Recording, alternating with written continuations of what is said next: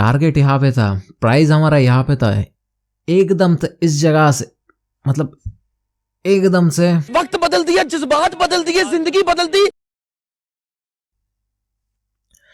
नमस्कार मेरी trading family, तो कैसे हो आप सब और कैसी चल रही है आप सबकी ट्रेडिंग। मैं हूं आपका दोस्त आशीष और आप देख रहे हैं बंगाल बुल्स।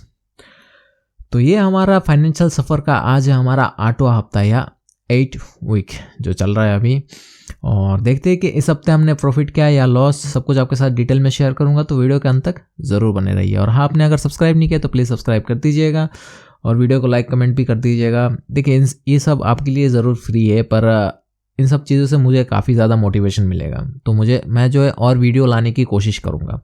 तो मिलते हैं हमारे स्क्रीन पर, आए की जर्नी हम वहीं से शुरू करते हैं।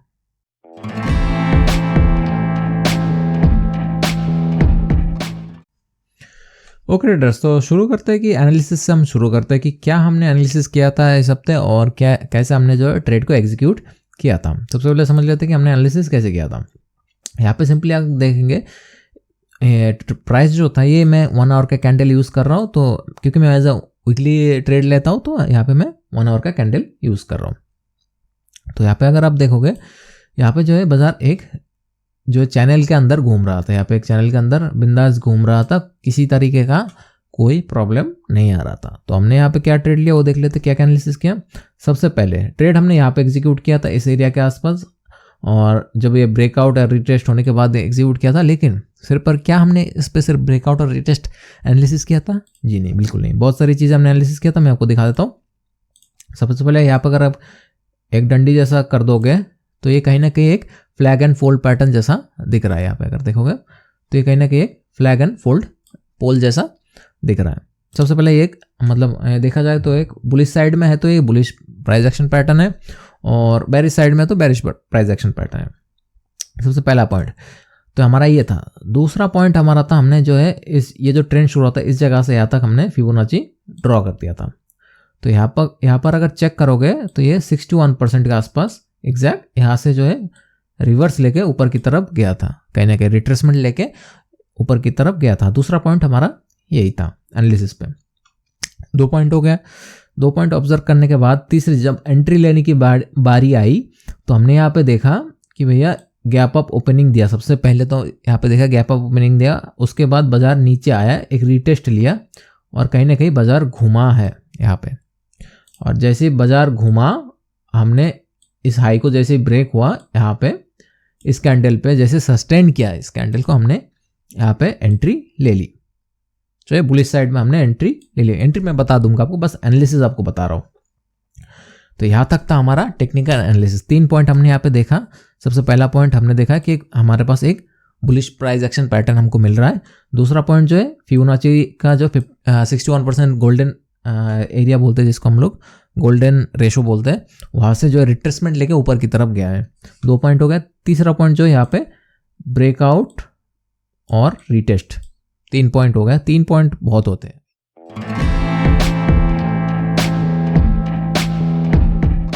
प्राइस एक्शन के लिए 3 पॉइंट चेक करने के बाद हमने यहाँ पे एंट्री ले लेते हैं, और ये राइट भी होता है। जब एक्सपायरी होता है तब भी ये राइट रहता है, लेकिन हम बीच में हो जाते हैं ट्रैप। ऑब्वियसली लॉस नहीं किया, लेकिन प्रॉफिट भी हमने नहीं किया। तो देख लेते क्या था ट्रेड।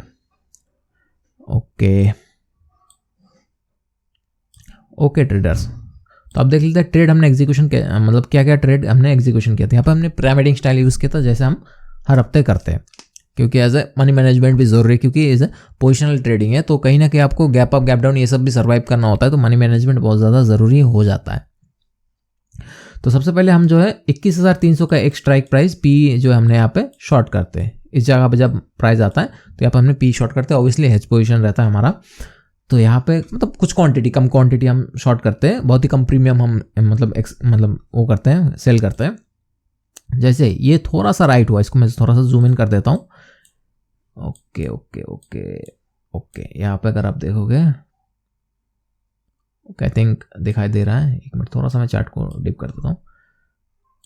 ओके ट्रेडर्स, तो जैसे हम यहाँ पे एंट्री करते हैं, इस जगह पे एंट्री करने के बाद तो बाजार हमारे डायरेक्शन में सही जाता है, बहुत ही स्लोली एंड मतलब बहुत ही स्लो जाता है बाजार, लेकिन साइडवेज की तरफ ऊपर की तरफ जाता है। ऊपर की तरफ जाने के बाद थोड़ा सा यहाँ पे रिट्रेसमेंट लेता है। अगर मोबाइल स्क्रीन पे हो थोड़ा सा दिक्कत दे सकता है, लेकिन अगर आप बड़े स्क्रीन पे देख रहे हो मेरी वीडियोस को तो दिक्कत नहीं आ रहा होगा। तो यहाँ पे जैसे ही बाजार थोड़ा सा रिट्रेसमेंट लेके ऊपर की तरफ घूमता है, ऊपर की तरफ जाता है, तो गैप अप ओपनिंग, ये दूसरे दिन की मैं बात कर रहा हूँ, गैप अप ओपनिंग देता है एक दिन, ऑलरेडी एक दिन का टाइम ठीक है हो गया, ठीक है। जैसे गैप अप ओपनिंग देता है इसका जो प्रीमियम है ये खत्म हो जाता है, लगभग जो इसका जो गलने वाला प्रीमियम था वो खत्म हो जाता है, बाकी आधा % या कुछ % बचा रहता है, उसमें से वो इतनी जल्दी गलने वाला नहीं होता है। तो इसको हम इस पी को 21,300 के पी को हम बुक कर लेते हैं और इसको रोल अप कर देते हैं और पोजीशन को हैवी कर लेते हैं, थोड़ा सा, ज़्यादा नहीं, थोड़ा सा हैवी कर लेते हैं। उसके बाद 21,025 का हमने पी शॉर्ट कर देते हैं, जिसको आप रोल अप या पिरामिडिंग जो भी बोलना चाहे बोल सकते हो। तो यहाँ पे जो है पी हम शॉर्ट कर देते हैं, 21,500 का पी हम शॉर्ट कर देते हैं। फिर बाजार हमारा डायरेक्शन में राइट जाता है, थोड़ा बहुत, ये कैंडल क्योंकि 1 आवर का है इसलिए आपको छोटा लग रहा होगा, लेकिन ये काफ़ी अच्छा मतलब एरिया है, मतलब काफ़ी बड़ा एरिया है। मैं थोड़ा सा चार्ट को क्लीन कर देता हूँ ताकि आपको समझने में आसानी रहे। ओके, तो यहाँ पर अगर आप देखोगे बाजार जैसे ऊपर जाने के बाद एक और रिट्रेसमेंट लेता है, ठीक है। थोड़ा बहुत हमारा प्रॉफिट एंड लॉस स्विंग होता है, लेकिन उससे कोई खास फर्क नहीं पड़ता।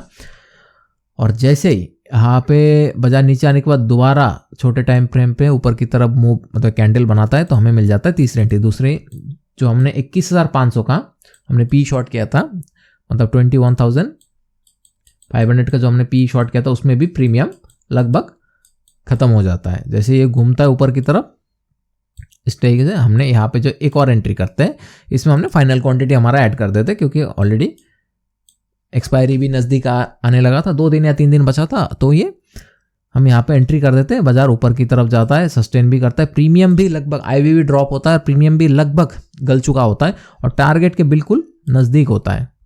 बस मतलब मैं कहूँगा 90% तक हमारा प्रॉफिट आ चुका था, बस बचा था 10%। और इस जगह से बाजार सीधा भैया घूम जाता है। तब तक मैं, क्योंकि एज ऑलरेडी 90% आ चुका था प्रॉफिट, तो हमने क्या किया, हमारा जो स्टॉप लॉस था उसको हमने ट्रेल करके ऑन द कॉस्ट ला के खड़ा कर दिया। और भैया क्या वो बताएं, बाजार ने जो है एकदम से पलट जाता है और सीधा धड़ाम एकदम हमारे ढाल पे आके टकरा जाता है, ठंग, हमारा स्टॉप लॉस उड़ जाता है, मतलब obviously on the cost stop loss हमारा उड़ जाता है और हम ट्रेड से बाहर।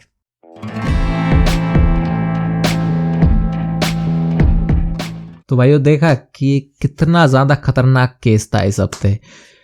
टारगेट यहाँ पे था, प्राइस नहीं किया, देखिए टारगेट यहाँ पे था, प्राइस हमारा यहाँ पे था, एकदम से इस जगह से मतलब एकदम से वक्त बदल दिया, जज्बात बदल दिए, जिंदगी बदल दी। तो देखिए हम उम्मीद नहीं कर सकते कि भैया इतने नज़दीक जाने के बाद भी टारगेट का कि क्यों भैया आपने बुक नहीं किया।